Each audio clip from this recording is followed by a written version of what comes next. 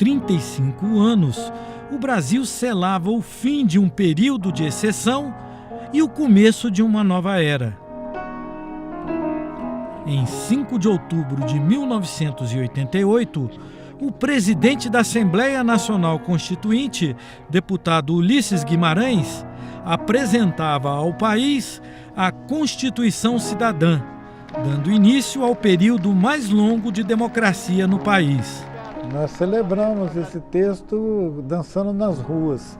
Então, obviamente, ele foi uma conquista muito grande e foi um avanço também para a sociedade brasileira como um todo, a gente explicitar como nós estávamos saindo da ditadura.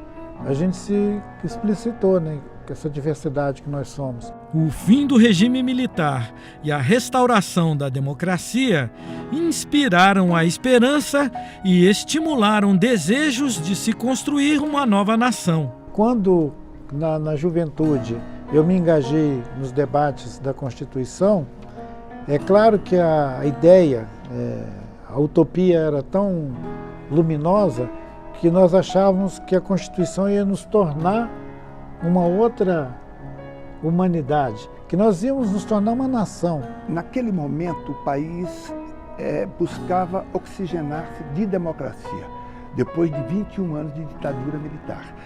Toda reunião, todo debate terminava com esse bordão: por uma Constituinte livre e soberana. Era um momento de forte ebulição, né? A sociedade queria participar. Ao tomar posse, encerrando o período militar, o presidente José Sarney convocou uma comissão de notáveis para redigir o esboço que serviria de ponto de partida para os trabalhos da Assembleia Nacional Constituinte.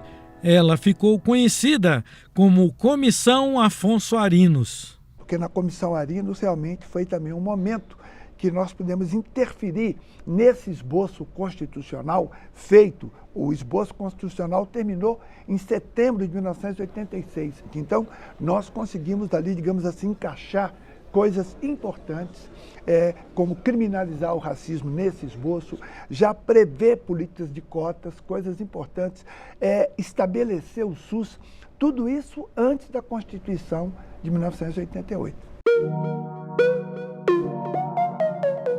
A Assembleia Nacional Constituinte começou os trabalhos no dia 1º de fevereiro de 1987.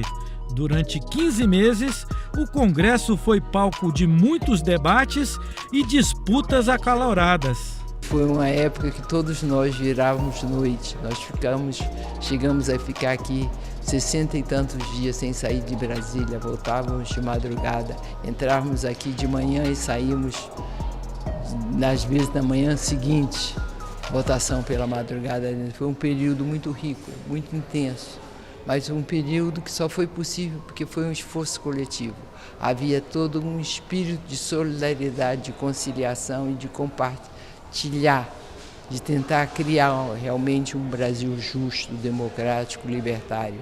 Representante da CNBB nos debates da sociedade civil com a Constituinte, o ex-reitor da UNB, José Geraldo de Souza Júnior, explica que a Constituição de 1988 expressa a diversidade de uma sociedade em permanente disputa. Por causa dessa característica de ser uma Constituição de muito diálogo, de muita interlocução, ela nem se realizou plenamente.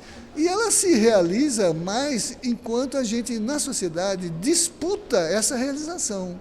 Ela não é o texto, ela é essa disputa narrativa, essa disputa por posições constitucionais. Durante o debate, durante as reuniões que se fez o contrato do novo texto da nossa Constituição, inclusive o capítulo dos índios, direito dos índios, como está grafado lá, foi uma quebradeira. É porque nós somos uma sociedade em constante disputa e conflito. A questão da terra, por exemplo, ela não vai ser resolvida na Constituição. Ela tem que ser resolvida na sociedade.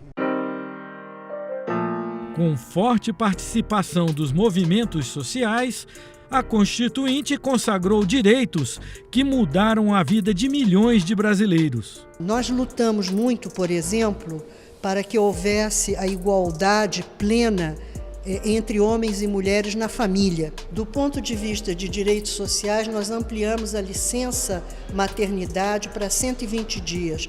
Nós instituímos a creche como um direito da criança. Nós instituímos o direito da mulher em situação de prisão de amamentar os seus filhos.